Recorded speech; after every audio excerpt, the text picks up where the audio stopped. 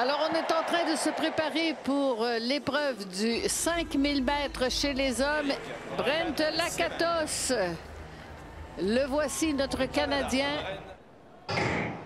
Voilà, c'est parti. On est parti pour 5000 mètres, c'est-à-dire 12 tours et demi. Ce sera intéressant d'observer les stratégies qu'on utilisera notamment dans les premiers tours. Alors, Brent Lakatos qui est devant pour l'instant aux côtés de Marcel Hogg. Hogg qui décide de prendre la commande, suivi de David Weir. Lakatos qui se place dans la roue de Hogg. Ils ont fait les 5000 mètres de qualification ensemble. Exact. Stratégiquement, ils se sont échangés la première et la deuxième place tout le long. Et je serais curieux de voir s'ils vont adopter quelque chose de semblable. Encore 10 tours à faire. 1000 mètres de franchir à 2,05 et 89 de Marcel Hogg. On tourne autour des 46 secondes attention, par un tour. dépassement par l'extérieur. Et on va aller prendre la tête devant Marcel Hogg. Alors, c'est le Thaïlandais, Kongrak. Et alors que Marcel nous avait habitués à une course en tête, il a laissé un concurrent prendre la main. Et bien, finalement, Hogg qui décide qu'il reprend son dû. Et Lakatos le suit. Lakatos. Et Weir le suit. Donc, on a vraiment... Hogg est vraiment le point de référence. C'est le médaillé d'or olympique. Paralympique, pardon, il a le record paralympique, il a le record du monde. C'est votre point de référence. Vous suivez Hogg et vous pouvez le tenir. Vous avez une chance au dernier 100 mètres de peut-être le dépasser. Mais il est dur à battre, hein. Surtout cette année. Alors c'est vraiment une course stratégique. On peut voir vraiment l'expérience de Hogg, l'expérience de Lakatos aussi. Ils savent quand pousser, ils savent quand reprendre l'énergie. Ils savent où se placer, quand se placer. Ça n'a pas été une mauvaise opération du Thaïlandais qui se retrouve maintenant en 4e position, bien placé derrière les 3 meneurs. Le peloton qui reste extrêmement serré avec Hogg, Lakatos, Weir, le Thaïlandais, Gongrak en 4e position. À 2000 mètres de franchi, 4,22,05. On a ralenti la cadence. Maintenant, les 400 mètres tournent autour des 55,69. On est passé d'une course rapide à une course plus stratégique maintenant. Rythme soutenu, mais tout le monde est à peu près sur la même longueur d'onde pour l'instant.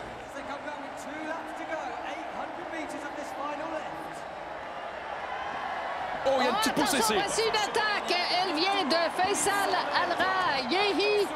Al-Rayahi, le Koweïtien, qui a pris la tête. Il reste 2 tours. Ça, c'était audacieux. C'est très audacieux. C'est Lakatos. Oui. Il ne veut pas rester bloqué.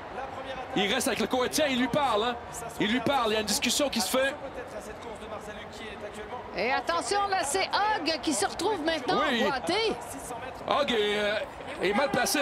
Ce que le Koweïtien a fait a énormément avantagé Lakatos parce que ça n'a rien changé pour Lakatos avec ce changement de meneur. Il reste deuxième et il maintient sa position. Il n'est pas emboîté. Et là, Hogg qui s'amène par l'extérieur. Devait absolument sortir de cette position. Il n'a pas le choix parce que sinon il est emboîté. Par contre, il doit franchir plus de distance. Et là, c'est le dernier tour. Dernier tour et on va tout donner avec Lakatos. Maintenant, va-t-il tenter maintenant une attaque? Bon, il pousse la machine là. Il va devoir le dépasser assez rapidement, sinon il va être à l'extérieur trop longtemps. Le Koweïtien qui tient le coup. Hogg qui accélère. Regardez Hogg qui fait une poussée assez remarquable. Il va dépasser Lakatos sur ce virage. Attention. Et Hogg est par l'extérieur également. On arrive un petit peu plus large.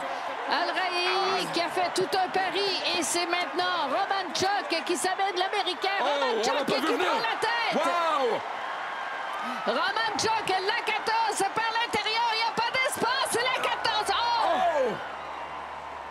Collision en fin de course entre l'autre Américain et le Thaïlandais, je pense. Oui, c'est Hancock. Oh, là, là. Et j'ai pas vu où a terminé Lakatos. Il n'a pas terminé dans les 5 premiers. Hein. Il a été emboîté. Les derniers 200 mètres et il s'est retrouvé coincé. voici donc le podium. Roman Čok, l'Américain, qui termine premier. Marcel Hogg, le Suisse, une médaille d'argent. Al-Rayei avec cette médaille de bronze. Et Brent Lakatos qui termine au 7e rang. Finale du 400 mètres chez les T47. Rumry qui est dans le couloir numéro 7. Le départ est bon. Alors, c'est dans le couloir numéro 2, Vera Andrade qui, pour l'instant, gagne une position. Rumry qui s'amène à l'intérieur, mais à ses côtés, c'est la montée de Da Silva. Da Silva, la brésilienne, très rapide. Vera Andrade également. Vera Andrade toujours devant. Rumry, pour l'instant, qui est en 3e place, derrière Da Silva. Rumry, mais on remonte rapidement avec Solovena sur le côté. Da Silva qui est en tête avec Andrade. Rumry qui est toujours 3e et qui doit pousser maintenant. Qui doit accélérer. Da Silva et Rumry qui est décalé. Avec la brésilienne qui remonte Augusto Da Silva. Et ce sera la victoire de Fernanda Yara Da Silva, suivie de Vera Andrade et la brésilienne, il me semble, l'autre brésilienne qui termine en 3e place. 250-300 mètres, Rumry était vraiment dans le court virage, mais à la sortie du virage, elle a manqué un peu d'essence pour sur la dernière ligne droite. Et Da Silva a fait une course absolument parfaite. 1500 mètres chez les femmes. Et voici notre Canadienne, Keegan Gaunt. Ce sont ses premiers Paralympiques. Elle est âgée de 24 ans. Elle sera à surveiller dans le couloir numéro 1. Finale directe. Alors, nous allons connaître immédiatement, d'ici les prochaines minutes, les médaillés. Alors, c'est un bon départ pour tout le monde. Et on va voir par l'extérieur Osorio qui, avec son guide, cherche à se placer en tête. Alors que c'est l'Irlandaise Stremikite qui a pris la tête. Meningsu maintenant qui a des prétentions certainement sur cette course qui se place en tête. Elle impose son rythme en tant que coureuse qui a le meilleur temps, le meilleur chrono en 2024. Elle a pu décorer également avec le titre olympique et le titre mondial. Oui, notre Canadienne. Un peu plus loin dans le peloton. Et on la voit derrière Keegan Gaunt, complètement derrière le peloton. Alors, on a encore le temps de tenter une remontée, mais on s'écarte devant avec Meningsu qui creuse son avance sur le duo de Osorio avec son guide. Montée par l'extérieur de Lisa Corso des États-Unis qui prend la 2e place pour l'instant. Mais le groupe reste très serré derrière l'Éthiopienne Meningsu, toujours en tête de la course. Excellent rythme gardé, conservé par Meningsu, par contre, qui n'a plus ce petit coussin derrière elle. Et c'est l'Américaine Corso qui reste dans sa foulée. Corso toujours au 2e rang, avec El Idrissi, la Marocaine, qui suit en 3e place. Et on est assez regroupé pour l'instant. J'ai l'impression que c'est Corso là, qui va forcer le pas. Le voilà, ce coup de cloche qui indique le dernier tour. Est-ce que Corso va tenter un dépassement par l'extérieur?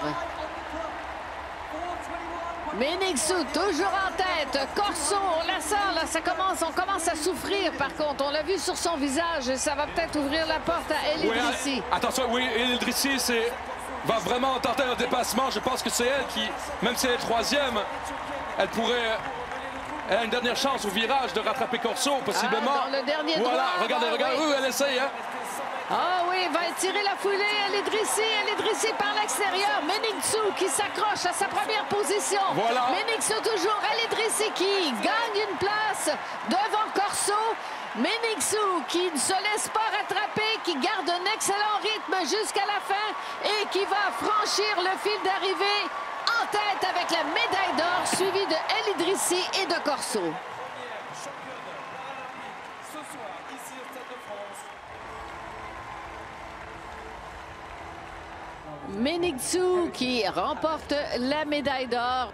Keegan Gant avec 4,51,43, une 9e position.